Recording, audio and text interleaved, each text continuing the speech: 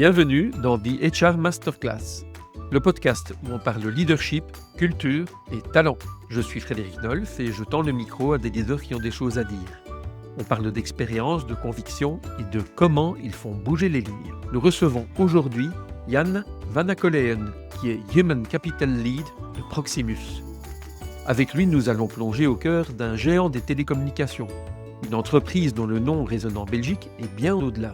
Jan nous aidera à comprendre comment Proximus, loin de se limiter à la simple téléphonie, a connu une évolution remarquable, passant de ses origines avec FTT et Belgacom à une société aux activités bien plus diversifiées et étendues. Proximus est une entité qui gère à la fois vos connexions personnelles et les besoins complexes des entreprises. Elle offre des services essentiels comme l'Internet, la téléphonie et la télévision, mais va bien au-delà en proposant des solutions informatiques complètes pour les entreprises en Belgique et au Luxembourg. Cela inclut des domaines cruciaux tels que la sécurité, les applications cloud et les environnements de travail numérique. Mais l'empreinte de Proximus dépasse largement les frontières belges. L'entreprise a développé une forte dimension internationale, notamment à travers ses activités avec BICS, l'acquisition de Route Mobile en Inde et de Telesign. Ces opérations internationales génèrent un chiffre d'affaires de plus de 1,5 milliard d'euros. Elles sont essentielles pour des services que nous utilisons tous les jours, comme l'authentification à double facteur pour des plateformes majeures telles qu'Amazon et LinkedIn, ou encore les interconnexions d'appels à l'échelle mondiale, avec pas moins de 12 500 collaborateurs à travers le monde, et un chiffre d'affaires impressionnant d'environ 6,5 milliards d'euros. Proximus est un acteur majeur de son secteur. Bien que l'État fédéral belge en soit l'actionnaire principal majoritaire avec la SFPIM détenant environ 51% des parts, Proximus opère comme une société cotée en bourse. Cette dualité lui confère à la fois une stabilité précieuse et la dynamique d'une entreprise privée, la poussant à rester performante et compétitive dans un marché en constante évolution. Jan est un leader humble et exigeant. Il incarne l'art de relativiser pour mieux décider, de créer des contextes où les équipes s'épanouissent et de tenir la ligne dans l'ambiguïté. Il a aussi assuré un passage rare comme CEO ad interim, avec une boussole claire. Sérénité, respect des personnes et pouvoir du collectif. Avec Jan, nous parlerons de l'art de décider, de la culture comme élément de stabilité dans le mouvement, d'employability, de dignité, de ce que lui a appris son rôle de CEO ad interim, bien sûr, et de bien d'autres choses encore. Ce podcast est réalisé avec nos partenaires TransSearch et Q7 Leader. Je vous en souhaite une excellente écoute et si ça vous plaît, n'hésitez pas à vous abonner et à en parler autour de vous. Je m'appelle Jan Vanakoleen, je suis le Human Capital Leader du Proximus Group, où je suis déjà presque 10 ans, en mai 26. Alors avant de rejoindre Proximus, tu as déjà une carrière très riche. Tu veux nous rappeler les grandes étapes de ta carrière, Jan ? Oui, très riche, ce sont vos mots. J'ai quand même eu l'opportunité d'avoir quelques expériences. Je vais commencer en consultance chez DIP, où j'ai vraiment appris pas mal sur ce qu'on appelle encore personal management à ce moment-là, mettons pas mal de domaines. Aussi acquis ma première responsabilité de business d'une équipe. Après, je suis parti pour Alcatel. Alcatel qui était encore un des diamants belges à ce moment-là, avec plus que 6 000 employés, même encore avec Alstom dans le groupe à ce moment-là. Mais chez Alcatel, j'étais responsable en tant que ressources humaines et senior HR officer ou quelque chose comme ça. Mais les mots sont pas si importants. Mais fort intéressant d'être là au moment qu'on a innové et qu'on a créé ADSL à ce moment-là. J'étais responsable pour la partie R&D, Research Central, d'Alcatel Belanger. Et après 2 ans, j'ai eu l'opportunité de prendre ma première responsabilité encore en tant que DRH, et c'était chez Alcatel Mythic qui s'est rebaptisé en tant qu'Alcatel Microelectronics pendant 6 ans. C'est vendu à STL, mais on m'a demandé de rester. Comme ça, je vais retourner en Anvers pour assumer la responsabilité de l'Europe de l'Est en tant que ressources humaines. Avant d'aller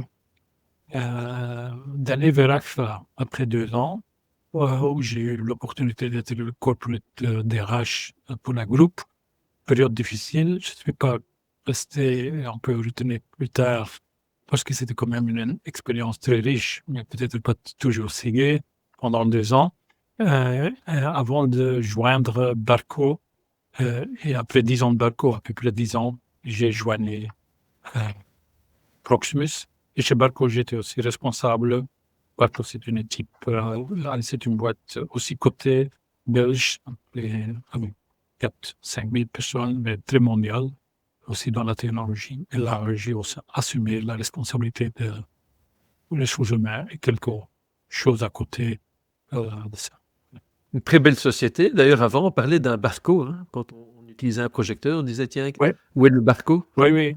Oui, à ce moment-là, c'était déjà historique au moment que j'étais là. Mais en tant que brand recognition, quand on parle d'un Barco, c'est d'un projecteur, mais Barco avait vraiment quitté tout ce marché qui est un marché qui était devenu très consommateur, parce que Barco, c'était vraiment B2B ou prosumer. Prosumer, c'est le professional consumer. Mais j'étais là au moment que un autre produit, ClickShare, était inventé. Ah oui, Et ça, c'était aussi une histoire fantastique.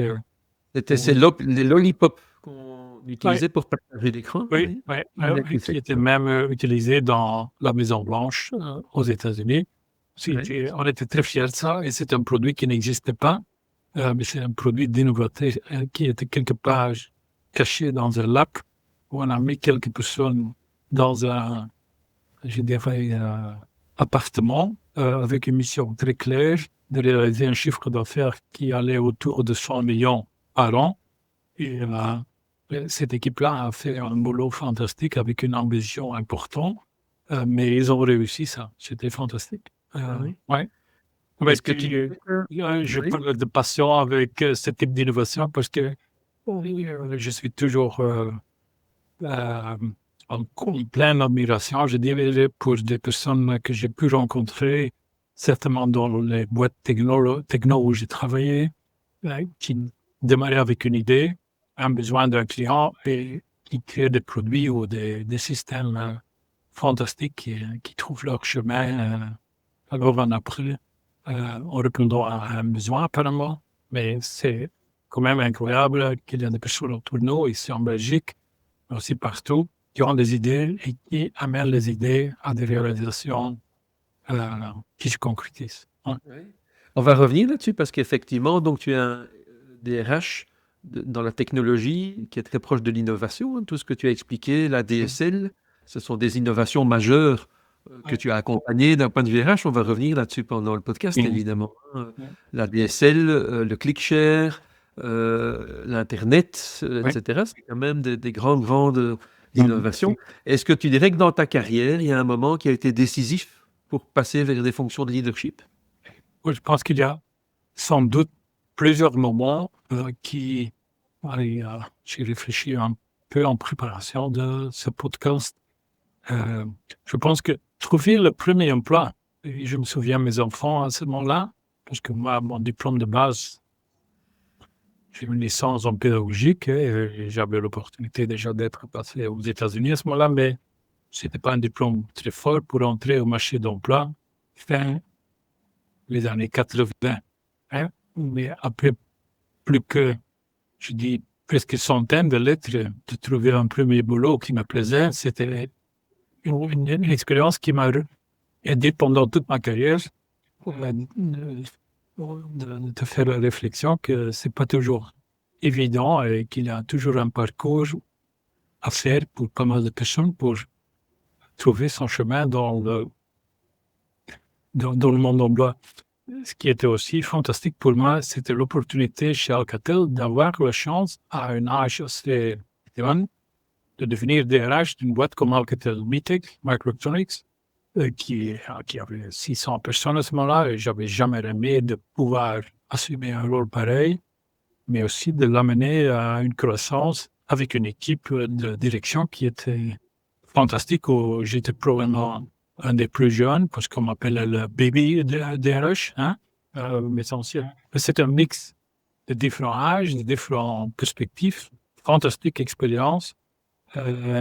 Et ici, entrer chez Proximus, c'était aussi quand même une étape très, très éducative aussi, de me retrouver dans une culture qui était très différente des autres boîtes où j'avais travaillé, de découvrir les forces, de découvrir euh, aussi la capacité de transformation ici, dans la boîte.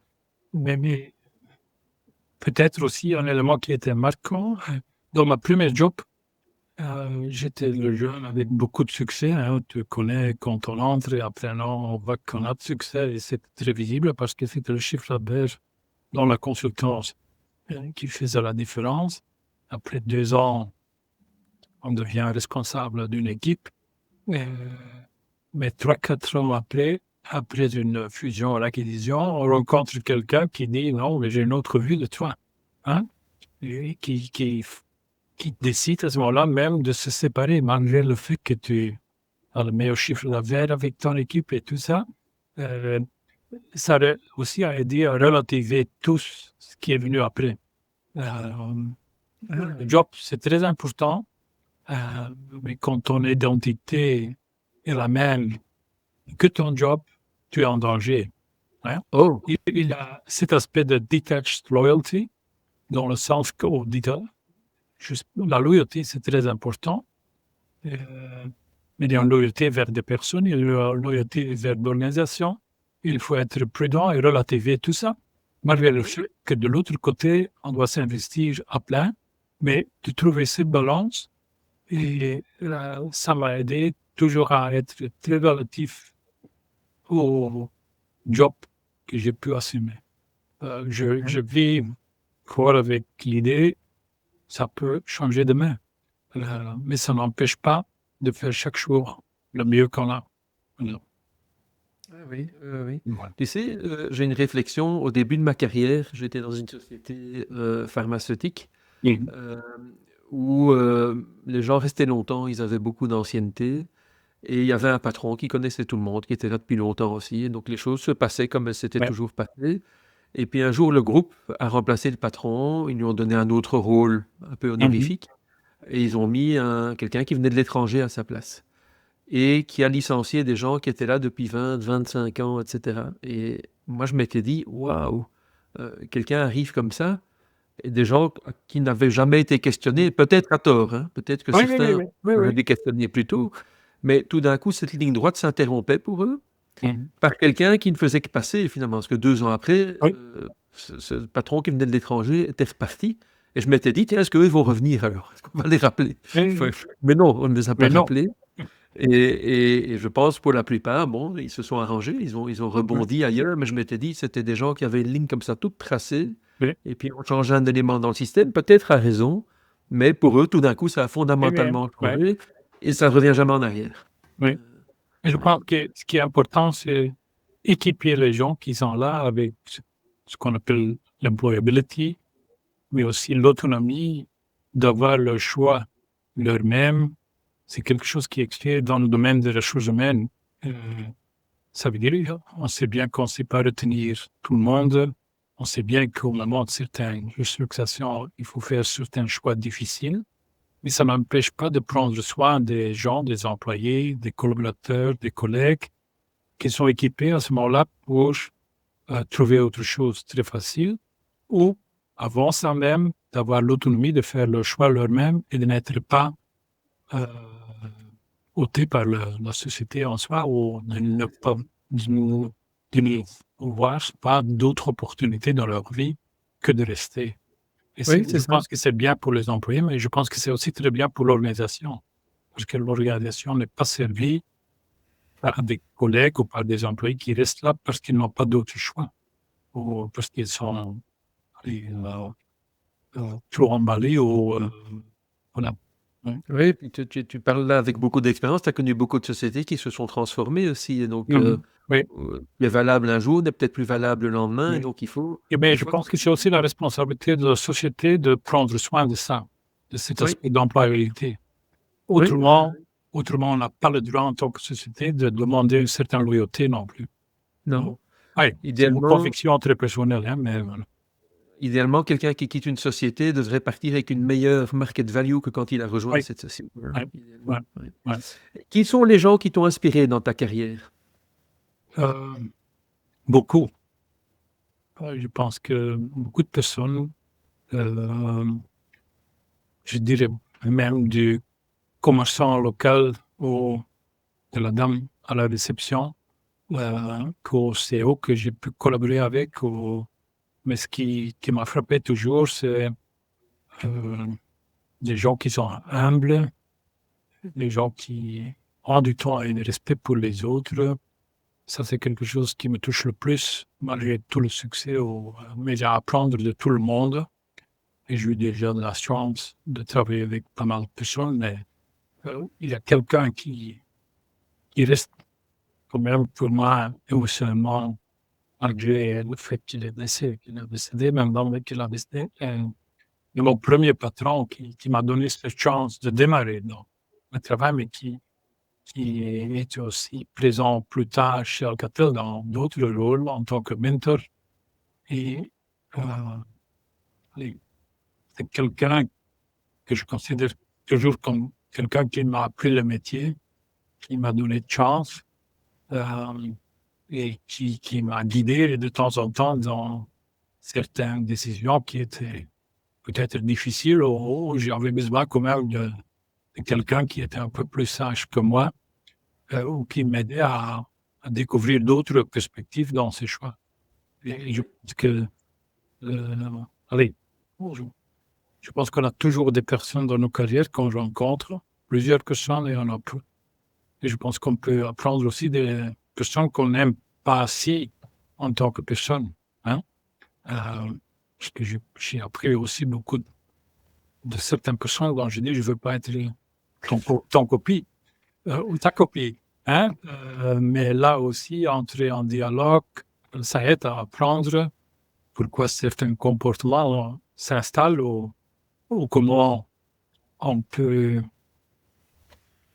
interagir, je dirais, avec ce type de comportement sans être heurté ou sans être affecté, ce qui n'est pas toujours évident. Mais ce premier job, ce premier leader, mon premier chef en effet, allez, sans lui, j'avais jamais arrivé où je suis aujourd'hui. Et tout est très relatif, mais euh, il n'était pas toujours facile, mais il était là au moment que j'avais besoin de lui. Ah oui. Ouais. Oui. Alors, dans ta carrière, Yann, il y a un événement récent dont j'aimerais qu'on parle ici parce que c'est assez unique. Hein. Tu sais de quoi je vais te parler. C'est ton rôle de CEO ad interim de Voilà. Proximus. Oui. Ouais. Je n'ai pas connaissance d'un autre DRH à qui on a demandé dans une société d'une telle taille à un moment de devenir le CEO ad interim. Et donc, je serais vraiment intéressé d'explorer ça. Ah oui. Tu sais pourquoi on t'a demandé. Comment ça s'est passé? Comment tout d'un coup, tu Mais t'es retrouvé ad interim CEO de Proximus? d'abord, essayons de relativiser ça. Hein. Je pense que c'est... En effet, je pense qu'il y a... Tu dois demander ça, ou devez demander ça à d'autres personnes, parce que je suis mal placé à répondre à cette question. Pourquoi? Je- J'ai quelques hypothèses. Hein. Je pense, d'abord, je pense que à un certain moment, l'équipe et aussi le board m'a demandé d'assumer cette responsabilité. On savait bien que je n'avais pas l'ambition ni les compétences pour le faire à long terme. Hein? C'est pas certainement pas de ce type de taille. Et je suis vraiment convaincu qu'une boîte comme Proximus, avec la technologie qui est si transformatrice, qu'on a besoin de quelqu'un, quelqu'une avec un background qui comprend beaucoup mieux que moi la technologie. Hein. Mais dans une période d'intérim, je pense qu'on avait besoin de quelqu'un qui était accepté par l'équipe, qui était aussi accepté un peu dans la société par les différents stakeholders, pour gérer une période de transition qui n'était pas facile dans le sens qu'il y avait certaines décisions à prendre, qu'il y avait certains dossiers, les grands dossiers qui étaient en route mais qui n'étaient pas toujours faciles à résoudre. Et qu'avec la la sortie de Guillaume, on avait besoin d'un peu de- comment dire, une période calme de transition. Et euh, voilà, on a demandé ça à moi, j'ai fait mon mieux. Euh, et pour moi, le plus important, c'était de garder la calmitude, de faire progresser les dossiers et de continuer à réunir toutes les équipes à chaque niveau et d'inspirer une certaine stabilité Une et continuité. sérénité.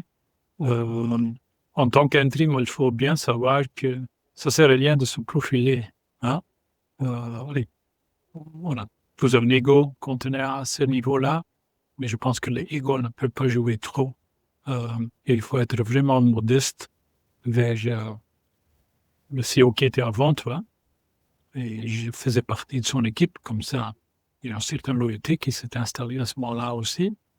Et on sait bien que dans le business, on n'est pas toujours 100% d'accord avec tous les décisions. Mais si on passe le cap de 70%, c'est déjà bien. Mais alors, ou on quitte ou on reste dans l'équipe. Hein? Et ça sert à rien en tant qu'intérim de dire, voilà, je n'étais pas d'accord, je n'étais pas d'accord là, il faut changer ceci, ceci. Ah oui, j'ai d'autres opinions de temps en temps, mais il faut continuer. Et à côté de ça, à l'intérim veut aussi dire que tu prépares le terrain pour le successeur. Ah oui. Et préparer le terrain pour le successeur, ça veut dire garder les options ouvertes. Parce que c'est à lui ou à elle de prendre cette orientation stratégique. Mais entre-temps, il y a certaines décisions qui sont inévitables. Hein. Et là, c'est découvrir quelles sont les choses qui sont inévitables à décider. Et alors, il faut avoir un peu de... Si on est bien à l'écoute, si on travaille avec l'équipe, et à l'intérim, il faut vraiment aussi donner l'empowerment aux différents collègues. Ça sert à rien de dire maintenant je suis le chef et je vais décider. Au contraire. Et c'est de faciliter ce travail d'équipe, faciliter cette prise de décision qui est importante dans cette période-là, et entre-temps garder un peu la confiance de toute la boîte et garder la confiance aussi du board. Et c'est comme ça que j'ai essayé de faire mon mieux et ne pas de créer trop de crises ni d'accidents ou des grandes disruptions. Voilà. Oui. Mais Est-ce que tu très, as hésité? très enrichissant, Oui. très stressant de moment, sans doute, euh, très demandant, mais très valorisant aussi en tant qu'expérience. Je suis vraiment allez, très remerciant aux ceux qui m'ont donné l'opportunité. Euh, voilà, aussi à tout le monde qui m'a fait confiance pendant cette période-là et j'essaie de, de donner mon mieux. Voilà. Tu as hésité à accepter cette mission d'intérim? Oh, des questions comme ça, euh, c'est difficile à refuser, tu sais. Oui. Avec un certain sens de responsabilité. Euh, et voilà, si l'équipe et si le board vient vous demander, je pense qu'il faut assumer. Voilà. Oui.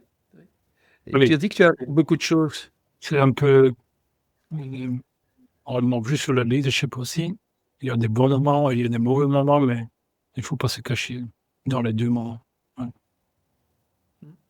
Tu as dit que ça t'a permis d'apprendre des choses. Qu'est-ce que tu as appris pendant cette période? Non, j'ai appris que, d'abord, j'apprécie encore beaucoup plus le rôle d'un CEO parce que quotidiennement, être confronté par pas mal euh, d'interlocuteurs, pas mal de domaines, pas mal de petits jusqu'à grandes décisions et d'interlocuteurs qui demandent et de garder la ligne, de garder la calmitude, de continuer à interagir avec tout le monde, avec le mix de décisions, mais de l'écoute.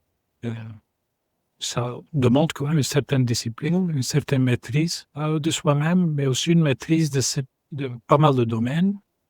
Et Parce que le management, pour moi, c'est la combinaison aussi de pas mal de paradoxes, short term, long term, qui semblent paradoxaux, mais qui ne sont pas, dans la réalité, selon moi, paradoxaux. Se présentent comme paradoxaux. Et les grands CEO succèdent à combiner ça, mais garder la ligne stratégique avec quand même des contributions opérationnelles, de faire des petits changements avec des grands effets. Et j'ai vécu cette vie en intérim. Et ça m'a permis aussi encore de beaucoup plus comprendre le rôle, probablement aussi d'assumer encore une meilleure compréhension de comment on peut contribuer en tant que human capital sur cet agenda. Oui. Et j'ai aussi appris beaucoup sur certains domaines techniques parce que j'ai mis à étudier.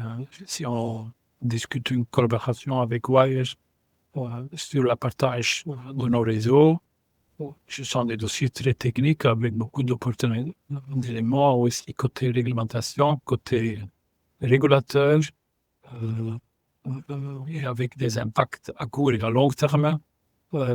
Allez, j'ai encore eu l'opportunité d'apprendre un peu plus sur notre métier de télécom ou de l'informatique aussi.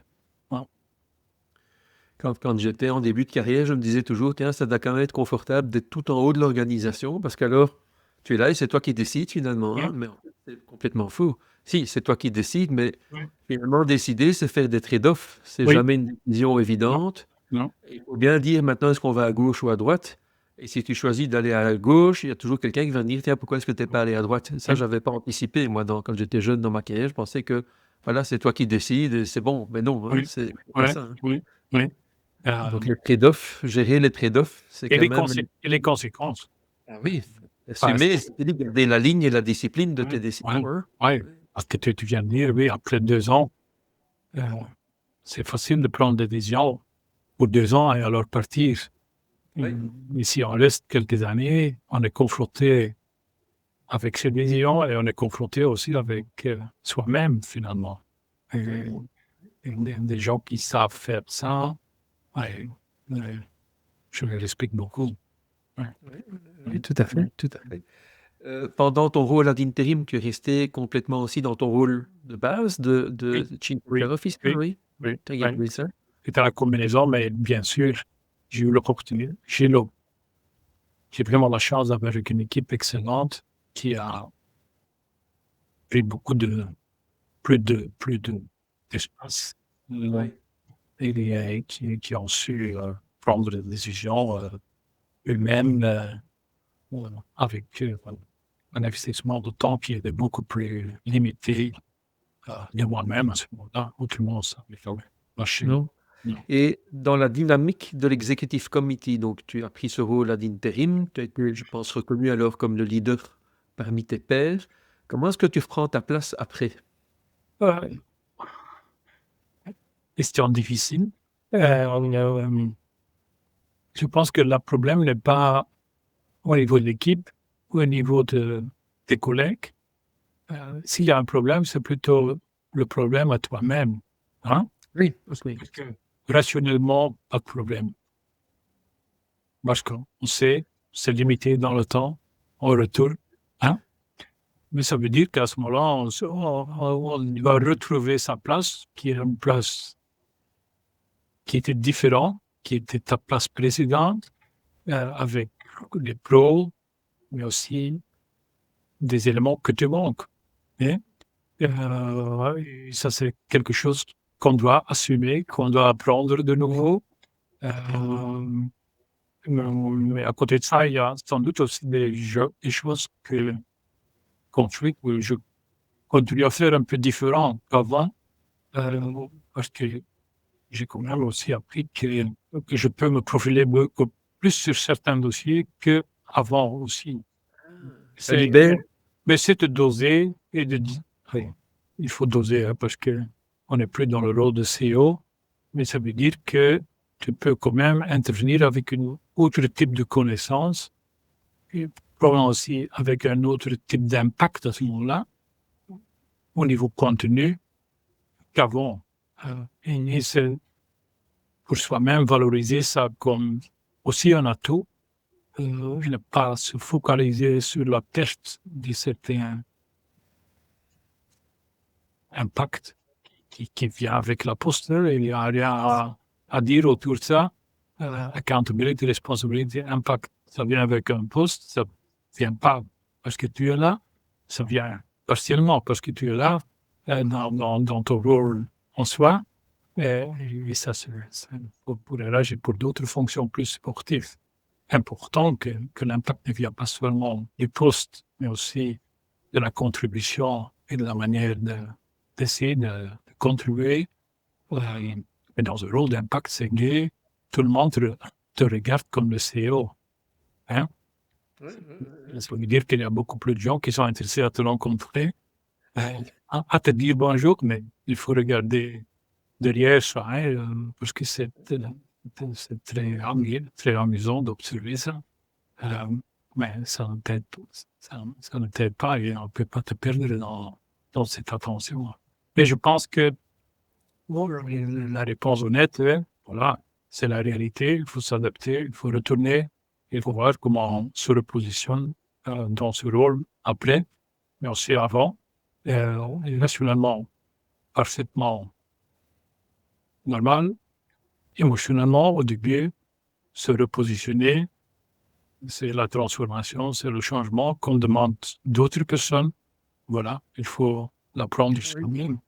Oui, c'est bien aussi de ce point de vue-là que parfois quelque chose que tu demandes à d'autres. Ouais. Dans une édition précédente du podcast, c'était une conversation avec Julien Balistreri de chez Etias. Et il n'a pas été CEO ad interim, mais il a pris d'autres rôles exécutifs ad interim, par exemple informatique ou pour lancer une nouvelle business unit.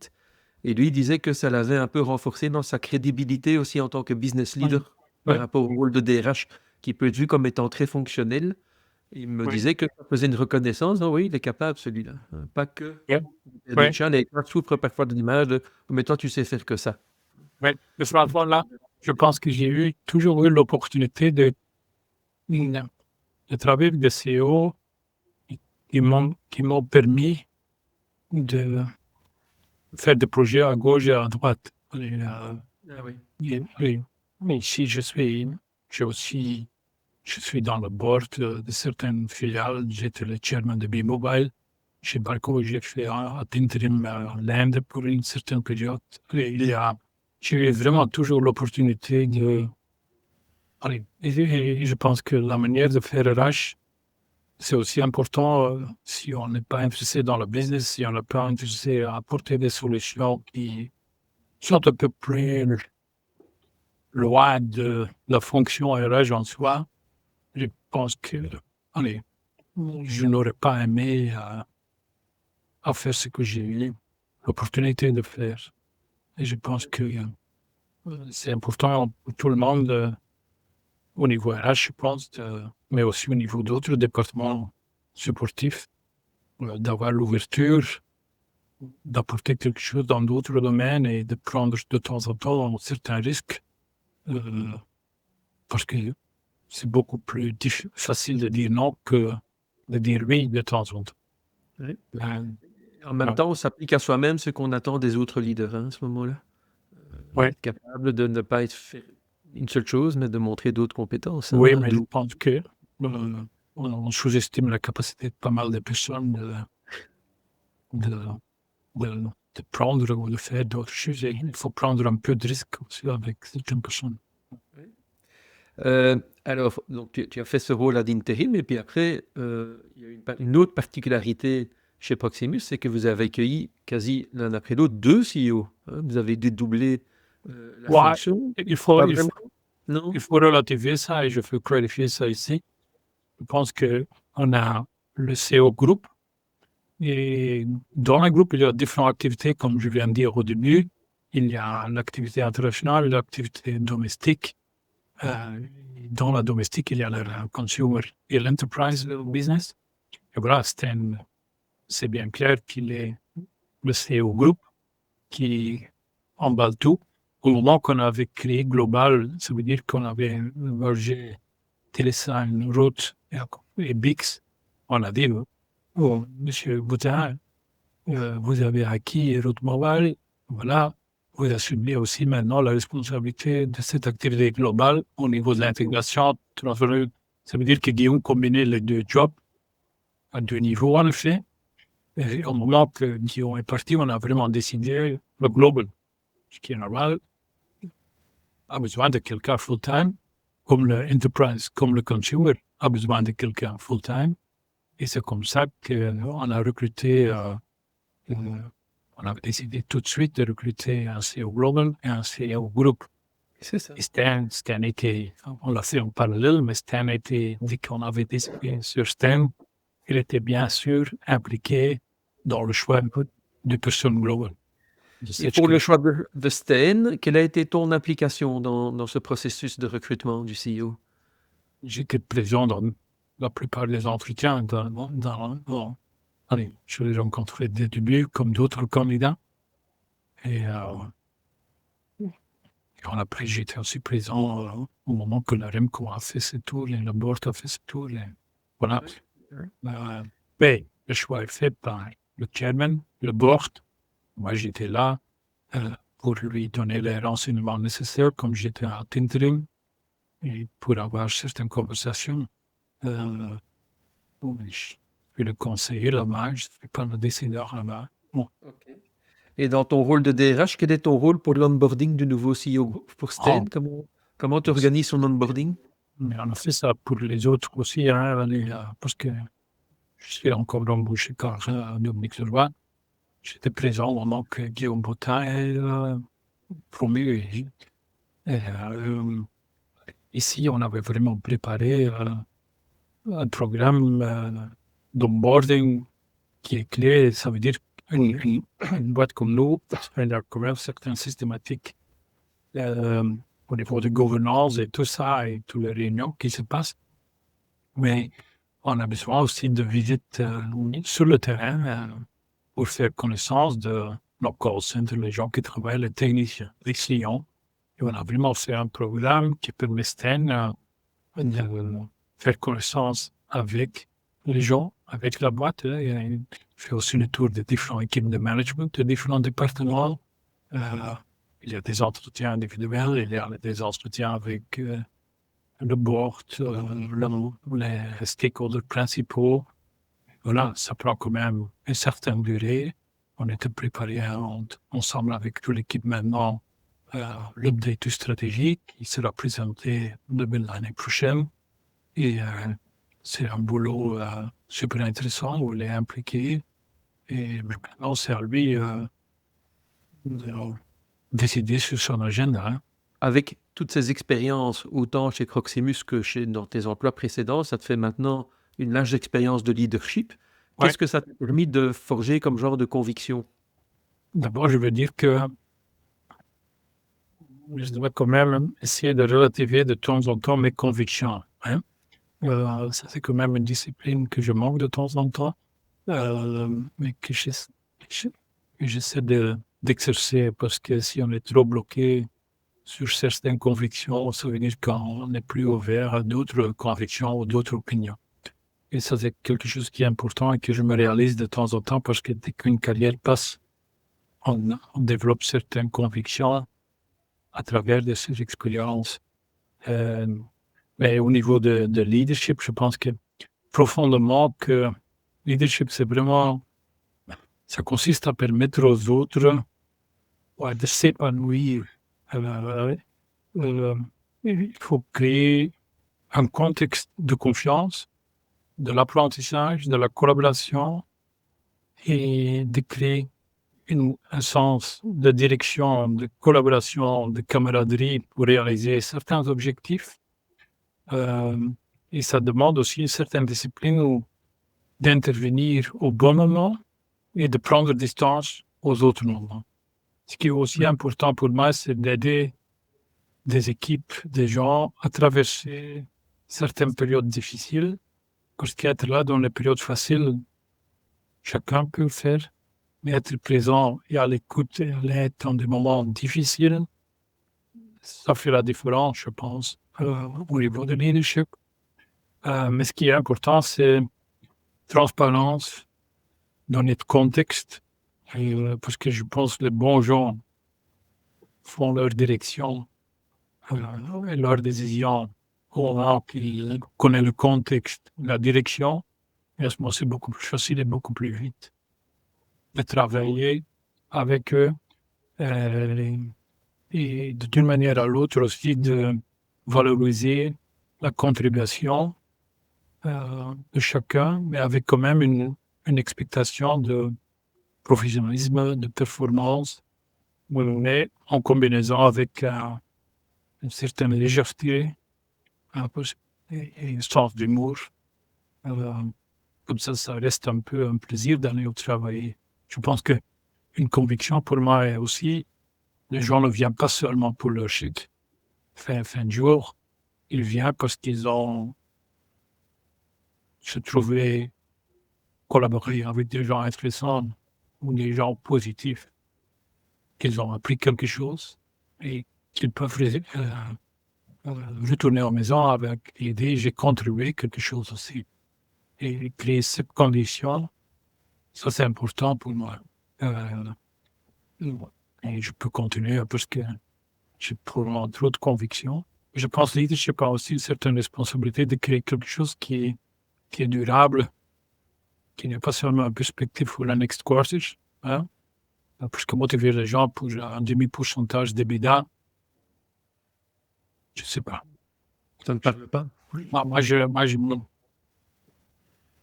je me réveille pas pour ça. Finalement, je veux faire des résultats positifs et je veux avoir la meilleure cotisation sur la bourse, tout ça. Mais je veux avoir aussi d'autres éléments qui nous amènent à réaliser ça. Parce qu'il y a un processus pour y aller. Et là, créer cette condition en tant que leader, c'est important. Et ça veut dire aussi de temps en temps dire non ou de prendre certaines décisions qui sont peut-être pas populaires. Mais j'espère que ça, c'est une réponse qu'il faut relativiser parce qu'il y a d'autres convictions.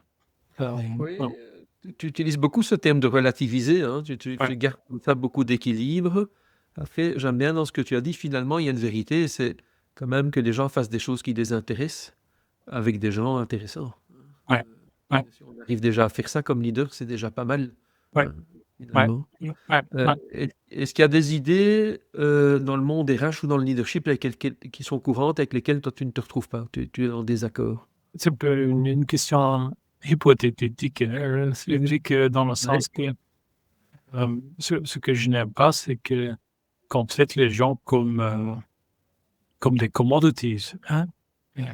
Que quelqu'un n'est une ou une ou 80% sur un Excel sheet. Derrière ce chiffre-là, il y a toujours des familles, des personnes, des gens avec des talents, de temps en temps avec moins de talents.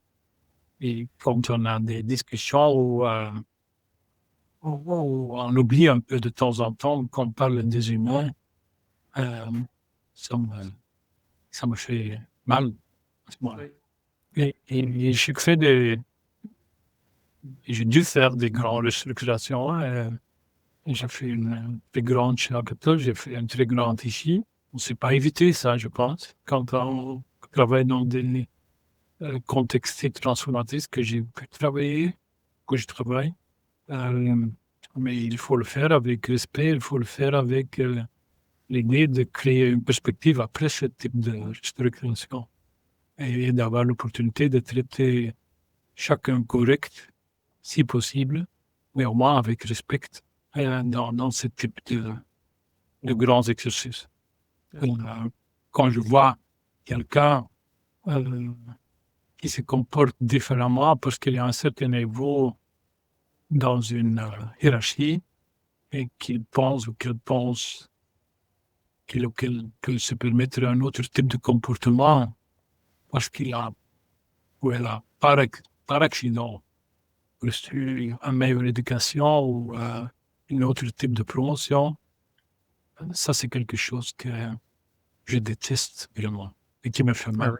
Ouais, Ah oui, ouais. oui, oui. On Donc est la tous des ouais. dignité, On est tous des humains, oui, malgré où on est né, hein. Heu et c'est pas parce qu'on est arrivé à un certain niveau qu'on peut traiter les autres comme, différents.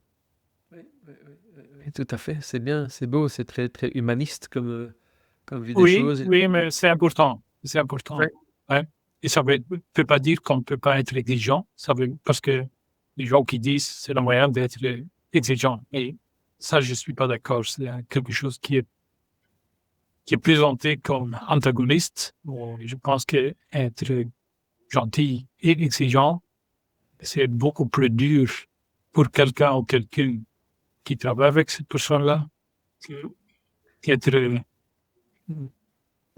comment dire, travailler avec quelqu'un qui fait un comportement qu'on n'apprécie pas et alors on dit, ouais. Tu sais, c'est intéressant dans beaucoup d'épisodes de ce podcast, Mmh. les gens qui étaient là avant toi comme invité disent la même chose. C'est une combinaison de bienveillance et d'exigence. Oui, C'est pas l'un ou l'autre, c'est les 2 ensemble. oui, C'est vraiment un thème qui ressort beaucoup, oui c'est et d'exigence. c'est beaucoup plus puissant, je pense et même émergent. Ouais, c'est très difficile d'être, ouais, comment dire, antagoniste avec quelqu'un qui est bienveillant, mais demandant, que d'être, antagoniste avec quelqu'un qui est méchant, et demandant, hein. À ce Oui, moment-là, on la classe dans un certain coin et on dit: «Voilà, il y a les caractères, je m'en fiche, mais si quelqu'un est gentil et il te demande beaucoup, c'est beaucoup plus difficile de refuser oui, c'est vrai. de faire l'extra mile, hein. Ouais. Oui, tout à fait, tout à Mais fait. je pense qu'à côté de ça, c'est le minimum de respect, Oui. qu'on doit Ça avoir. va nous amener sur heu, la Ouais. culture de Proximus. Comment tu décrirais la culture de Proximus et est-ce que c'est en quoi c'est important? Je pense que c'est très important, hein, c'est très important chez Alcatel, chez Agfa, chez Berco, c'est ici et c'était toujours de différentes cultures. Mais ici, chez Proximus, je pense que tout se résume dans la phrase «Think possible», hein, et think possible ensemble, hein. C'est ensemble que nous réalisons. Et je pense que c'est plus qu'un slogan, c'est vraiment un principe directeur qui façonne notre manière de travailler et d'interagir avec nos clients, avec chacun. Heu et la culture, c'est pas quelque chose qui est une pancarte à la mur, c'est quelque chose qui se vit, hein, et c'est dans le concret. Et c'est aussi le grand défi dans une boîte de 12 000 personnes, de dire: «Voilà, est-ce qu'on a une culture commune ou pas?» mais, où est-ce qu'on peut se rassembler autour des mêmes principes, avec toujours des différentes subcultures, hein, parce que quoi qu'on rêve et quoi que les grands CEO disent, j'ai réalisé dans un an de changer de culture. Ça n'arrive pas, hein. Il y a une culture de boîte qu'on sait pouvoir évoluer pas par pas, par pas mal d'initiatives qui vont dans la même direction. Mais chez nous, c'est vraiment think possible, team possible et tout ce qui va avec ça, et qu'on essaie de concrétiser dans certains comportements vers un client, comportements vers chacun, qu'on essaie de communiquer, mais qu'on essaie de laisser communiquer, pas seulement par ceux qui sont dans le top, mais aussi par ceux qui font le concret, qui sont en contact avec les clients. Et comme ça, on a vraiment créé une équipe d'ambassadeurs euh, et qui sont partout dans la boîte et qu'on rassemble de temps en temps, et qui parlent avec chacun pour dire ça marche pas. Dans notre division, on l'a fait comme ça. Et on fait chaque quarter, on a défini 4 grands piliers. On dit, voilà, ce quarter, on va faire autour de ce pilier. Mais la culture a aidé, je pense, à changer notre visage vers l'externe. Euh, parce que j'hésitais à joindre Proximus moi-même. J'avais Ah oui. l'idée de lancer un Belgacom.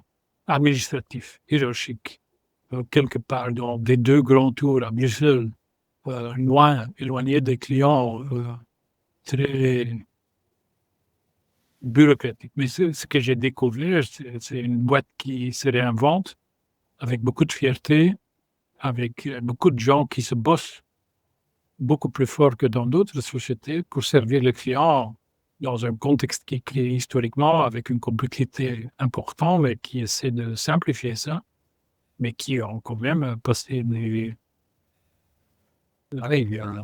cuivre à fibre, de téléphonie à télé, à l'Internet, et je peux continuer comme ça, qui ont vécu quand même pas mal de grandes transformations, qui s'orientent vers les clients, qui se bataillent, parce que tout le monde pense qu'on est le plus grand, mais en Flandre, on n'est pas le plus grand, on est le challenger. Non. Et on essaie de comporter comme challenger, qui gagne une partie de marché. Et ça, c'est quelque chose qui est impossible. Qui est impossible dans le sens que c'est pas parce qu'on ne le fait pas aujourd'hui, on ne sait pas le faire demain.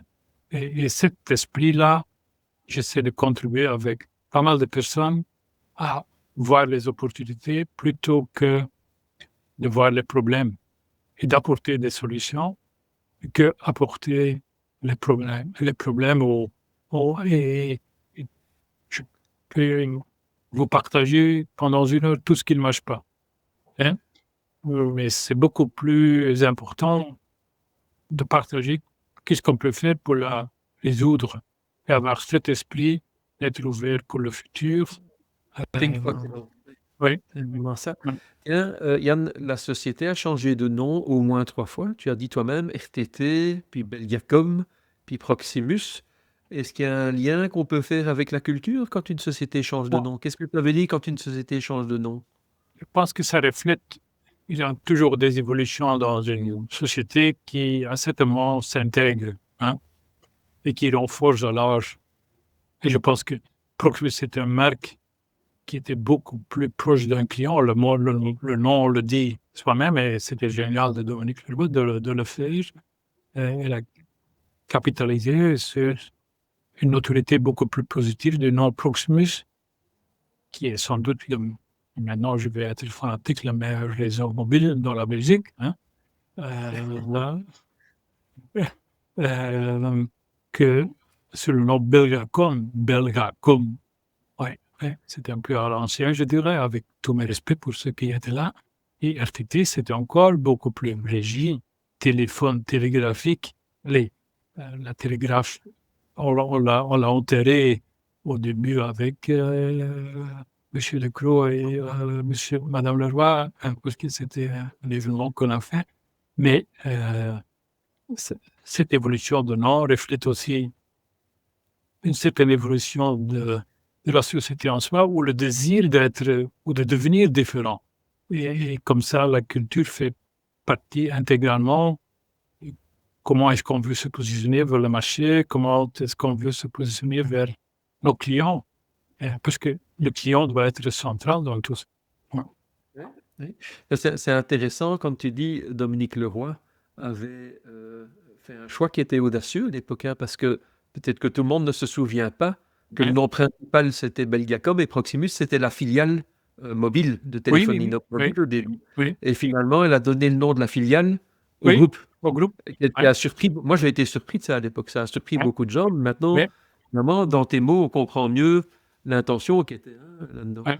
Est-ce qu'on va encore s'attendre à des changements de nom sans divulguer des secrets? Non, au moins, je ne suis pas au courant, je le dirais comme Non, d'accord. Au niveau d'une culture, donc tu as dit que vous gérez ça avec des ambassadeurs, vous êtes attentif à comment les choses se passent. Est-ce que ça peut parfois créer des difficultés, gérer une culture, des tensions, des contradictions, hein? Oui, sans doute, je dirais. Mais aussi là, je pense que on essaie de créer une culture où il y a un dialogue ouvert. Et si on peut nommer dans ce dialogue ouvert ce qui ne marche pas. Par exemple, dans les ambassadeurs, on a demandé de venir nous dire au niveau du comité de direction ce qui n'est pas OK non plus. Hein, et cette équipe a dit à nous: «Mais vos comportements ne sont pas toujours alignés avec, ce que vous disiez au niveau de culture». Et allez, et à ce moment-là, c'est important de ne pas seulement écouter, mais aussi d'essayer de s'adapter. Et je ne veux pas dire qu'on est parfait, je ne veux pas dire qu'on a pris tous les leçons, tous les feedbacks, mais sans doute on a essayé de faire quelque chose, au niveau de nos réunions ou au niveau de certains, comportements, et ça sera jamais parfait, je pense, parce qu'une culture se crée au fur et à mesure, avec des choses qui marchent, avec des choses qui ne marchent pas. Mais si on peut installer quelque part le dialogue qui dit ça marche pas, ça marche pas, ça nous aide pas, c'est la manière de créer une culture d'apprentissage, ce qu'on veut être, parce qu'on est en transformation et sans apprentissage et feedback, pas d'évolution, je dirais. Est-ce que ce dialogue s'installe partout? Mais non, il faut aider, ça dépend du leadership, mais ça dépend aussi de certaines équipes qui veulent, se positionner, qui veulent, être, partie prenante de cette évolution-là et avec des petites implosions, avec, des petits événements, mais surtout avec l'aide de beaucoup de personnes, on est dans la direction, je dirais, sans jamais arriver parce qu'une culture doit évoluer aussi, parce que le contexte évolue. C'est pas pour que les choses mais je suis aussi convaincu que ce qui est le plus difficile à copier, c'est une culture d'une boîte. Ah, d'accord. Oui. Mmh. On peut copier les produits, on peut copier le système, mais copier une culture, ça demande un peu plus de temps. Est-ce qu'alors tu dirais que c'est le vrai asset de la société, le vrai Il y a actif? plusieurs vrais assets, chez nous, on pourrait dire notre réseau, c'est aussi un asset, hein, Oui. qui se reproduit pas si facile parce que ça coûte beaucoup d'argent. Et certains systèmes aussi, mais culture, c'est certainement un des vrais assets d'une boîte. Ouais, Oui. J'aime bien ce que tu dis aussi quand tu dis ça peut jamais être parfait par définition. ouais. Je trouve que c'est ça qui fait sans doute la difficulté, mais aussi la beauté de notre métier dans les ressources Ouais. humaines. On travaille sur des systèmes humains instables, complexes et imparfaits. Ouais. Et donc, on doit quand même avoir une certaine mentalité pour arriver à vivre là-dedans, d'accepter l'imperfection, Oui. d'accepter la complexité et d'accepter l'instabilité. Hein. Et donc, Oui. on a Non, non, mais quelques jours, ça c'est pas c'est facile. de temps en temps un peu de défi de notre métier qui est beau, hein, mais qui vit dans une, monde d'ambiguïté permanente et c'est un système qui est ça ne sera jamais stable, hein, parce que Ouais. dans 5 minutes, quelqu'un peut venir dans mon bureau pour dire, «Je m'en vais» ou, Ouais. et c'est passé Mais alors quelque que beaucoup de choses qu'on fait cherchent à donner un peu de stabilité quand même, donc oui, c'est ce travail qui n'est jamais je terminé. pense Hein. que la manière de faire, ça crée la stabilité. Les gens veulent dans tout ce qui est déjà très perturbant ou changeant, un certain aspect de stabilité, de sûreté, de prédictif, je dirais. Et là, la culture peut donner cette stabilité, dans le sens que c'est notre manière de discuter le problème. C'est notre manière d'écouter le client. C'est notre manière de prendre des décisions. Et ça sont des choses qu'on peut changer, mais si on les change, c'est très disruptif pour les gens. Mais c'est la stabilité qu'on peut offrir ou qu'on sait offrir dans un monde qui est, par définition, euh, un monde de changement et encore plus qu'avant. Oui, donc la constante ou la stabilité, c'est la culture, tout en disant que c'est quelque Oui, chose qui évolue, mais ça donne quand même une oui, base suffisamment oui, oui, stable. oui, oui. Et Ça ne dépend plus. et si on est très disruptif sur la culture, il faut être très attentif de ne pas détruire trop de valeur à court terme. Mm. Ok. Ok. Ah oui. Ça me fait penser à un grand coach français qui s'appelle Vincent Lénart, qui dit que le monde est chaotique de plus en plus. Hein. Mm. et que les leaders doivent l'idée par le sens qu'on donne aux choses. Ouais. Ça rejoint finalement la Oui, culture. La oui, culture, le ouais. sens, Ah, c'est plus intangible. Hein. On ouais. est plus c'est curieux, mais la stabilité vient plus de l'intangible que Oui, du oui, oui. tangible, Ouais, finalement. ouais, C'est ouais, ouais. assez nouveau, ça, je pense, dans notre époque, Oui, oui, comme oui. manière de Yeah. penser. Ouais, ouais. Yann, je voudrais qu'on parle un petit peu de ton style de leadership et est-ce que tu as connu des échecs, toi, avec une carrière comme ça? Beaucoup, beaucoup, Oui? beaucoup. Non, non, je pense qu'on apprend des échecs aussi, mais sans doute, je viens de dire au début qu'à ce moment dans le début de ma carrière, d'être licencié, c'était vraiment un échec pour quelqu'un comme moi à ce moment-là, mais entre-temps, ça m'a pris beaucoup. Oui. Mais aussi d'autres échecs dans le sens que il y a des petits et des grands échecs, mais il y a des échecs dans le sens que j'ai peut-être pas suffisamment donné confiance à certaines personnes dans ma carrière, où j'ai peut-être aussi jugé trop vite sur certains gens. Et alors, pris des décisions qui étaient peut-être un peu trop vite et ne pas suffisamment ouvert à découvrir d'autres talents ou d'autres perspectives et dans certaines personnes dans mes équipes ou dans la boîte où sont. Par exemple, il y a aussi certaines manières d'organiser.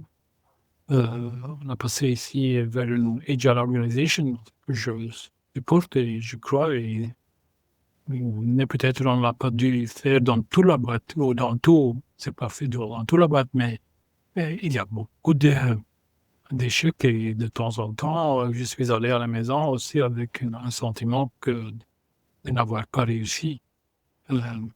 Mais certainement aussi avec la volonté de faire mieux la prochaine fois et d'apprendre de ses fautes. Euh, mais c'est aux autres de juger et d'évaluer parce que je me suis bien conscient que je fais des erreurs vers certains gens. J'espère qu'ils ne sont pas trop nombreux. Euh, Mais c'est très facile quand on manque le temps, quand on est sous pression, d'assumer certaines convictions qu'on vient de parler et alors d'agir sur ces convictions. Et on a pris de découvrir que peut-être il y a une réalité qui est un peu plus riche que tes convictions. Et allez, mais ça c'est, oui, c'est décevant sur soi-même de temps en temps hein, de découvrir qu'on allait trop vite ou qu'on allait pas suffisamment vite. Euh, mais j'espère d'être entouré par des gens qui m'osent dire ça. Hein? Oui. Et C'est je pense que important c'est important de parler de ses erreurs oui, dans une je pense oui. Oui. Et de partager ça avec ses collègues, même dans l'équipe, soi-même ou avec d'autres collègues, de parler de ses doutes, de parler de ses erreurs, de chercher peut-être de temps en temps un peu de confort, même dans ses erreurs, hein, parce que si on partage, on dit ce qu'on a essayé de faire, mais quelqu'un d'autre dit il faut quand même aussi prendre soin de soi-même. On ne sait pas être parfait peut-être tout le temps, ou il y a quand même une autre perspective, tu dois regarder à long terme. Non, mais je pense qu'être ouvert, c'est pour ça que j'essaie de relativiser. Tu l'as remarqué, il y a des gens qui me disent que je relative trop, mais c'est bien de relativiser un peu plus que de se trouver trop important. Effectivement, je trouve parler de ses erreurs, d'abord, c'est important parce que quand on fait une erreur ou un échec, on apprend toujours quelque chose si on est ouvert à l'apprentissage. Mais même psychologiquement, pour soi-même, ça libère, je trouve. Oui, Quand on oui, dit, oui, j'ai peur de quelque chose ou j'ai mal fait quelque chose, si on doit garder tout ça pour soi comme oui. un secret, on ne se sent pas bien quand même avec ça. Non, non, ça peut pas être une excuse non plus, mais d'autre part, pour moi, personnellement, c'est important de pouvoir y parler avec d'autres. Oui. Oui. Ouais. Yann, ça fait des années que tu as des fonctions de leadership importantes avec beaucoup d'humilité, comme on le constate ici dans ce podcast. Ça nécessite quand même beaucoup d'énergie. Comment Mhm. tu maintiens dans la durée ce niveau d'énergie? C'est une bonne question et peut-être que tu dois demander à ma femme Oui. ou mes enfants. Euh, Ce qui me ressource, hein, ça c'est peut-être important. Moi, ce qui me donne de l'énergie, c'est vraiment travailler avec une équipe RH qui est composée de différentes personnalités parce que j'ai travaillé vraiment, mais qui donne de l'énergie aux autres, mais aussi à moi, et de voir que ça marche finalement quelque part. Hein? Que ça a de l'impact dans l'organisation, et ça peut être différent le lendemain, mais pour moi, à ce moment-là, ça me donne de l'énergie. Mais à côté de ça, aussi travailler avec des collègues de CEO qui donnent un peu, qui respectent ou qui valorisent mes opinions, ma contribution, ça me donne beaucoup d'énergie. Et les moments où j'ai moins d'énergie, c'est quand je suis confronté avec des périodes qui me donnent, où c'est moins présent. Mais à côté de ça, quelles sont les autres ressources? Moi, je suis un homme de campagne. Hein. Ça veut dire que je me promener le soir entre les vaches ou en prairie. C'est quelque chose qui m'aide beaucoup. Et de travailler avec mes mains, parce que quand mes enfants me demandent qu'est-ce que tu fais pour ta vie, moi je dis je parle, j'écoute, je fais des réunions, je fais des téléphones ou des digital calls. J'essaie de faire un point entre les gens, euh, mais c'est tout ce que je fais. Hein? Et de temps en temps, donner peut-être un peu une opinion. Euh, mais à côté de ça, travailler avec ses mains, euh, nettoyer je sais pas, je connais pas le mot exact en français, stable, Les étables, les écuries, oui, les oui, écuries. oui. Tu as des chevaux. de, C'est de des mes chevaux. ânes et de mon cheval, Ah, voilà. ça me ressource. Hein? Ouais, ouais, Et ouais. j'ai découvert l'équitation 3 ans d'ici. Ah, Et c'est pour moi l'ultime combinaison de connexion et de déconnexion. Et pendant la période d'intérim, ces 2-3 heures pendant le week-end m'ont vraiment aidé à vivre cette période qui était très intensive.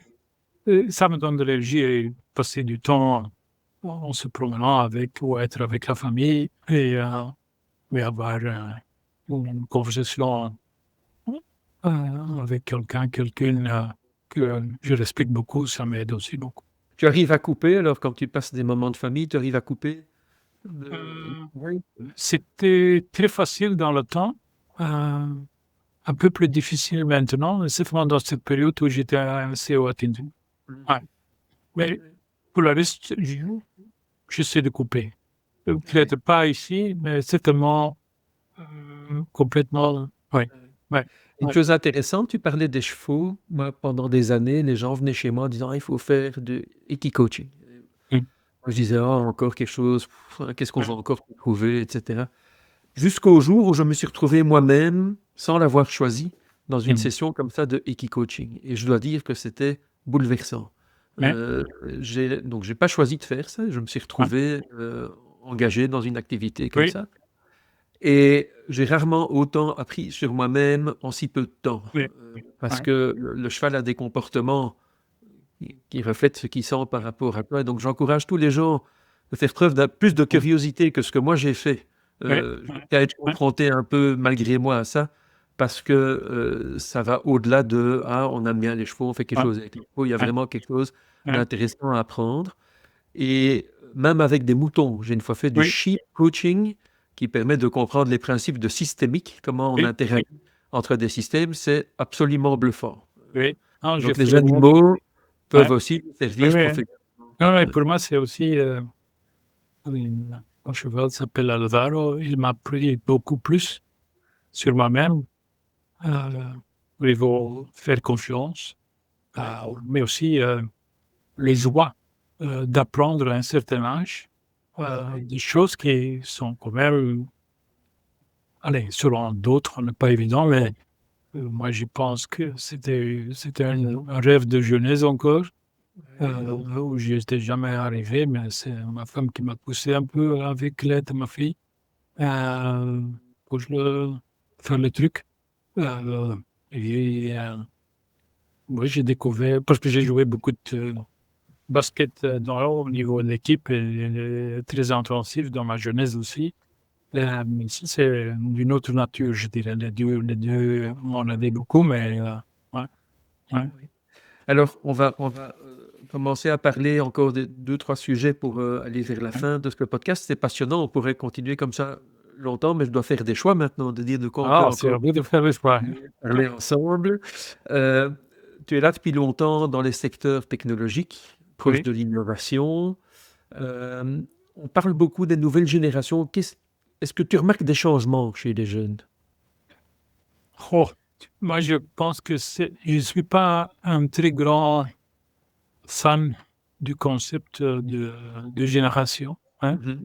Je suis plutôt quelqu'un qui croit que au niveau contemporain, ou qu'il y a certains thèmes qui vivent dans certaines périodes de notre vie publique. Et ça veut dire que quand on est né dans cette période, c'est probablement plus présent dans cette génération que dans d'autres qui ont vécu aussi d'autres périodes. Mais ça ne veut pas dire que chez les vieux ou les plus âgés, ce désir ou ces changements ne sont pas présents. Et quand j'écoute, je pense que, mais ici, je vais vraiment relativiser, parce que j'ai aussi des enfants dans cet âge. Il y a sans doute des collaborateurs. Ce qui est un peu plus présent, c'est comment ma génération est arrivée sur le marché d'emploi. Il n'y avait pas trop de jobs non plus.